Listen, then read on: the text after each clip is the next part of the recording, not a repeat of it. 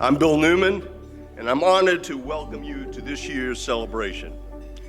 You know, we're gathered here from every corner of Arlington's community to celebrate the collective spirit that makes this such a special place. The heart of our community is its people, and the essence of who we are is captured so well in the stories of the three tremendous honorees we are recognizing today.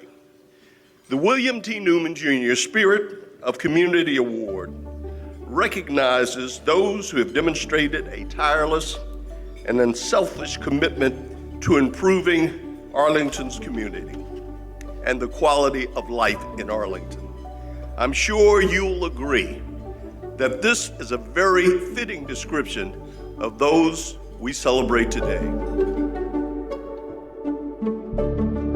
This year, I've been reminded again and again that tomorrow is not promised to any of us, and that the opportunities to thank people for what they do need to be taken when we have them. Whenever we lose someone, it is incumbent on all of us to honor them by carrying forward their passion and extending their impact in the community.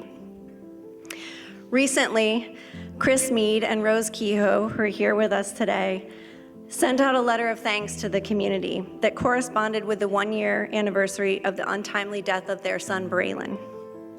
In it, they said, "We implore everyone to pause, to reflect upon the kindness that you have received and delivered, and to think how important your community's act of kindness are to your very existence." And now I'd like you to take up this challenge. Not everyone who deserves an award will ever get one. There is someone in your life who you know does extraordinary things or ordinary things in service to others. And with nearly 500 community-minded people in this room, the person you're thinking of might very well be in this room. Take the time to tell that person that you see them and that you appreciate them. Tell them in person, text them, not so great. Write them a note. Just don't let tomorrow come without seizing the moment to share your gratitude. So on this occasion of the 30th Annual Award of Spirit of Community, I asked our founder and the award's namesake, Bill Newman, to share some reflections on Arlington at this important time in our evolution. It is now my great honor to invite him to take the stage once again.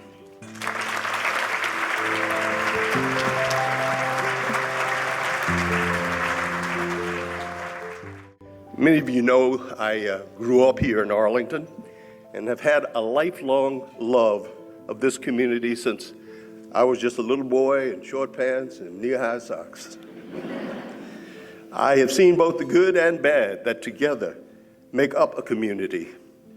That on balance is one that I am proud to have called my home for almost my entire life. Our values as a community have led us to do what the research always says we must do to be successful. Make sure each member of our community feels connected to this place. To show our neighbors that we all collectively want every person to be here. You know, going back to the influx of the Vietnamese immigrants in the 1970s, we have shown ourselves to be a place full of possibilities for everyone, and a community that embraces what each new group of immigrants adds to our community's depth. This is why we are called to continue fighting the good fight.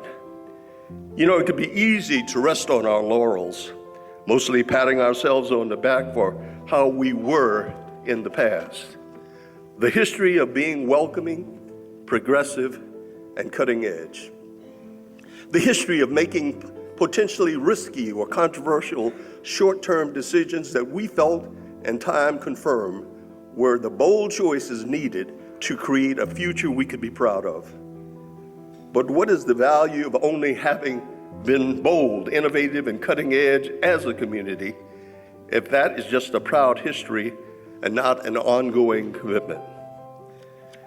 As we celebrate 30 years of honoring people who fight the good fight in our community, it's important to remember that every one of you as fellow Arlingtonians are people who are unique, but also have one thing in common. You're willing to put in the work, for something that you care about. Being who we want to be as a community is hard work. There are no shortcuts, but they say many hands make light work. And each of us doing our part ensures benefits that will mostly be felt by the generations that come after us. To show our gratitude to those who have had the foresight and took action 30 years ago, we know that we need to do the same for those who will be standing here on this stage 30 years from now. So I leave you with this one question. Will future generations be thanking us for what we did? Or will they simply wish we had done more? Thank you.